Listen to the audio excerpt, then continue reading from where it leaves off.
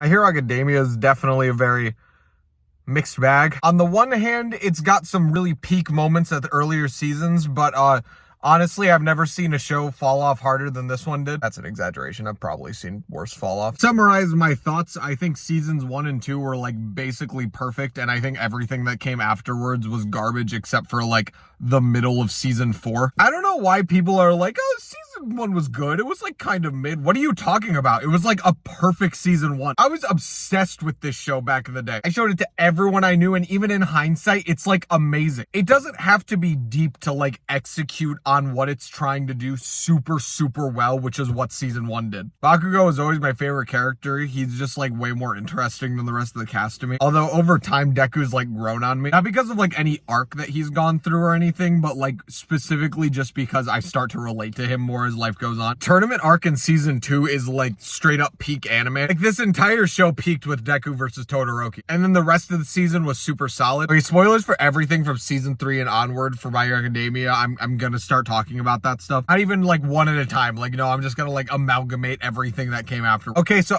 All Might versus All for One wasn't good. I don't know why people think it's good. It's not. Literally might be the most overrated fight in anime history. We have a villain with, at this point, literally like no backstory whatsoever. We have the most generic good versus evil conflict ever. And then we have a villain with every power like at his disposal. Like he has like a billion powers and stuff. And like because the writers couldn't think of an interesting way to like incorporate that into his moveset, they literally just like made his arms like super buff and everything, and it's like, oh well, this is my every power arm, and then it's just a beam struggle but with fists. I get beam struggles are cool, but I actually had like so much higher of an expectation because this was so hyped up, and also they had so much to work with because like if they made other fights have a lot of tactics and people only have one power, then imagine how crazy and exciting a fight with a guy who has like a million powers will be.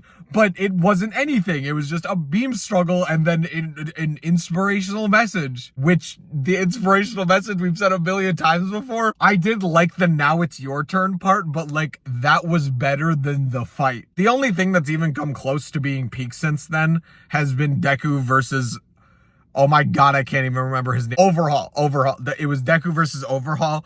That whole fight and stuff was incredible, both narratively, character-wise, plot-wise, like everything about it was awesome. From that point on, the show never recovered. I read ahead in the manga, and like even when the episodes were coming out that like portrayed the manga, it's the only time I've ever been on manga fans' side. I hate manga fans normally because like they're just so pretentious and they think that like we don't read manga because we can't read or something, like we just don't have the reading level for it. No, we just prefer to enjoy it in this medium. But I just read ahead because I didn't care enough about it, and reading manga is faster. And like even when they started adapting things that were like better than like peak season 2 and stuff, they like completely fumbled it with like animation, execution, and pacing and everything. It was just terrible. Didn't read the manga, then like you would assume that just the show dropped off and never came back, but like in the manga it's like peak as hell. I even hate saying this because I hate being like, oh well, you should have read the manga and stuff, but like genuinely I don't blame you if you didn't read the manga. It's just better in the manga. It's like one of the only anime I've ever like read that I actually agree in hindsight that the manga is like way better. Normally I think the manga is worse or the same. I just really hate how the show like basically whenever people are done with their character arcs, they basically just return to whatever stereotype they were. Like Todoroki gets development for like an episode in season 2, then he immediately just goes back to being like funny brooding guy. Same with like Bakugo, like he gets a development like once a season, but then will just be like, damn it, Deku! Also, weird side rant, but why did every episode need to start with a recap? Like, you're on season 5, episode 4, why do we need to know the backstory for the whole universe? Don't start watching My Hero Academia at that point. I can maybe even understand like like once at the beginning of each season and stuff. That's like kind of normal, but like every episode, are you kidding? Also, the season 2 opening was the best opening. It's not even I don't know why people like Odd Future. It's Make My Story is so underrated. I love Make My Story. Yeah, they have like way too many characters, and like you can make things with a lot of characters work. This show doesn't. They just have to like